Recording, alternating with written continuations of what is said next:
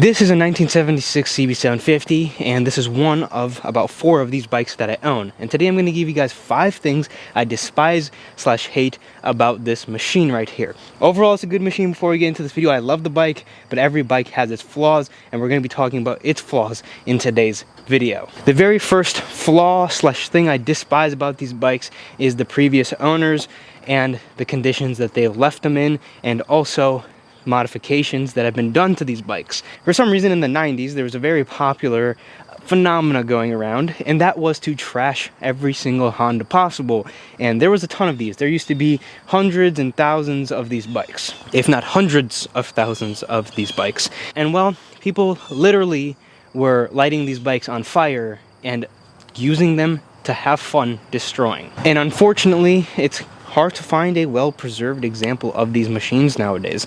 Pretty much all of the bikes are going to need some type of work, some type of maintenance, some type of fix, some type of repair, some type of unmodification to make it back to a good example of a CB750, which is one of the many reasons why the values of these bikes have risen over the last couple of decades. But not only to mention that, these bikes were also modified into choppers and things along that extent. I'm sure many of you guys who are watching this video might have had or are still living that chopper life, but I just don't get it with this bike in particular. Some of the choppers are cool, but I suppose choppers were of an era before I was born, and well, I guess I won't really ever understand it. I guess my thing was, why would you make these into choppers? I suppose they're cheaper than the Harleys and all of that, but there's better options. And that's one thing I don't like about them, because I see a lot of these bikes being ruined, and I guess choppers you can still turn back and it's not the worst in the world, but a big majority of the time their frames have been modified and chopped. I've definitely upset some people watching this video, but I think that it's weird that these were choppers, and maybe someone can educate me in the comments on something I'm missing. Now, the second thing I would like to mention are parts availability. Now, there's a lot of parts available for these bikes, but the problem that I have is some parts are too expensive and some parts are just too available, and the quality of the parts you're getting is very tough to gauge. And there's certain websites that are good and certain websites that, well, they provide very, very poor quality on these machines. Some of the biggest things are the pipes, and we'll actually talk about that in a second on its own. But the big thing that I struggle with is, even on some of the other Hondas that I have, is the carburation. Getting correct carburetor kits is very hard to do. This was more of a problem on my 550 because I have yet to play around with this bike's carburation in the jets or anything. But getting new carb jets is very hard. There's a lot of kits out there for these bikes. There's eBay kits. There's certain companies bringing in kits from China, and those quality of those kits are not up to par. They will make your bike run very poor, and it's very hard to gauge which websites are using the quality parts and which websites are using the Chinese parts. At this point, since this bike is so popular, there has been a couple websites that are good to rely on, and I've heard in the comment sections, and I can't wait to try them out. But as far as right now, a lot of the parts I've ordered for the CB750, CB550, they haven't been up to my taste and standard as far as what I'd like to put into my bike, and they're definitely not OEM Honda quality. I think the best parts to order is OEM stuff, but it's hard to get the OEM, or hard to know if you're actually getting the OEM stuff. Even these handlebar switches, most of them are made in China nowadays, and the old ones, they have to be fully refurbished, and honestly, they're kind of out of a lot of people's budgets to buy the really nice ones. And that's unfortunately a part that most people will, including myself, cheap out on, because it's just not worth getting the made in Japan ones.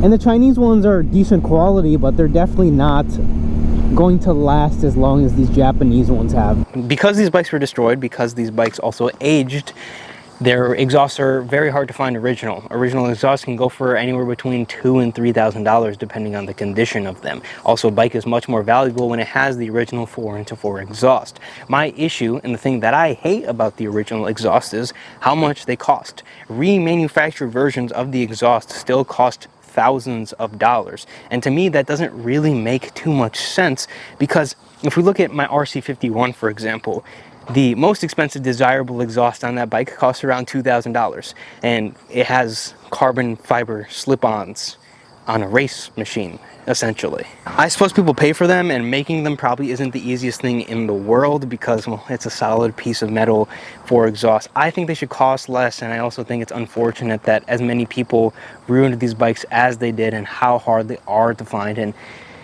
well, I wish someone would make them cheaper. I think they are going to get cheaper in the next couple of years with more companies producing them. I just wish it happened sooner. Because if they didn't cost a few thousand, and there were actually a few different good manufacturers for the original exhausts, I'd have a set on this bike, I'd have a set on the other bike, and the third one. But unfortunately, they're just a little too expensive, and it's something that I have to complain about, because please make them cheaper. I would buy them over and over and over again, and I'm sure many other people would. But it's a hard pill to swallow when you buy one of these bikes for $3,000 and then the exhaust costs 2/3 of the bike's purchase price, and you're probably not going to get that back into the bike. So people just put 4x1s, 4x2s, and they just don't have that same aura it gives off. The bike looks like it's missing something always. Moving on to the third thing that I don't like about these bikes are the carburetors. The carburetors are a blessing and a curse at the same time, but there's 4 carburetors and they're a little harder to tune. One of the big things about the CB750 is, since this bike does have 4 carburetors, they're a blessing and a curse at the same time, which is why I bring it up in this video. This bike just isn't properly set up, and that's one of the downsides of the CB750 itself, is the fact that a lot of them aren't going to be tuned correctly, and they're pretty much going to need dialing in. And that's one of the things that I do hate about this motorcycle, because they're just not dialed in. You have to dial them in, you got to spend money on them, spend time on them, play around with them in order to get them to where they need to be. Don't get me wrong, when they are where they need to be, they are fantastic bikes. But if you can hear, this bike isn't running on all its cylinders effectively. It's slightly missing on one cylinder, and if I do pin it, it's not going to go anywhere because it's just not tuned correctly. This bike's going to need dialing in. We've attempted to dial it in once, and don't get me wrong, this is just a regular maintenance thing. Once you get them dialed in, for the most part, they do last a while, and you can probably get a couple years before having to touch anything. But this bike is not happy right now whatsoever, and it's all because of its carburation. 4 carbs are a blessing and a curse. They're awesome when they work, but when they don't work, they can be some of the biggest pain in the world, because now you're not just juggling 2 carbs. That guy completely just ran the stop sign. But now you're not just juggling 2 carburetors or a single carb, you're juggling 4 carburetors. Now this next thing is more of a characteristic of this bike, and something, well, in modern day I guess it wouldn't be quite as acceptable, but it's the front end and balance of this motorcycle. That 4-cylinder sits way up there, and you feel all of its weight, especially when you're going around turns and stuff. This bike is extremely front end heavy. It's not the biggest thing in the world, but I bring it up in this 5 things I hate about the bike or dislike about the bike, because there's not a lot of things to hate on about this bike, because it's an incredible machine. It rides super nice. I love so many things about it, and I love more things than I hate about this motorcycle. And I'm not trying to complain about the bike, but it does have some downsides. And if you're someone who's not quite as comfortable on a machine, maybe is a little bit smaller and not quite as strong, this bike has a lot of weight up there, and you feel it when you're in these turns. It's something I've grown to appreciate about the bike. It's a different characteristic that it does have.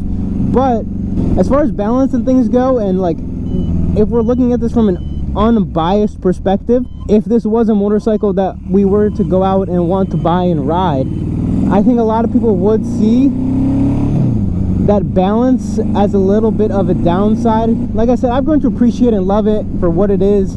That feel I do quite enjoy, and it's not something that's the end of the world for me on these motorcycles, but it is there, and it's very apparent when you get on the bike. The first time I ever got on the bike, that was my experience with it. I was like, whoa, lots of weight up there. You feel it. And I really do have trouble putting something in the number 5. I know that this video is titled 5 things that I hate about these bikes, but I struggle to find the 5th thing, because honestly I really do like the bike.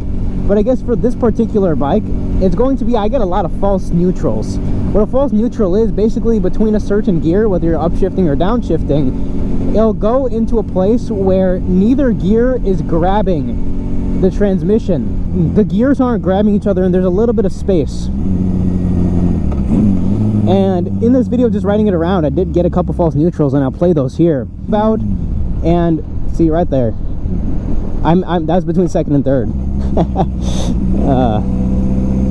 False neutrals can be dangerous in certain situations, and I'm not sure if false neutrals is a massive thing on these bikes. I think I have got a couple false neutrals on my Super Sport. I need to adjust my foot feel to this bike, because a lot of the other bikes I ride, I guess I tend to be a little softer on the gear selector, because most of them are a little newer and a little bit more crisp. And I guess I don't tap this one enough, and sometimes it can create that neutral between second and third is when I notice it, which can be super dangerous. But I guess at the same point, these bikes are aging and things are going to break, so it's not something I necessarily hate, but it's one of those things that I have started to notice while riding it, and I think that's something that differs bike to bike with the ages. Overall, the CB750 is a pleasure to own, a pleasure to ride, a pleasure to enjoy.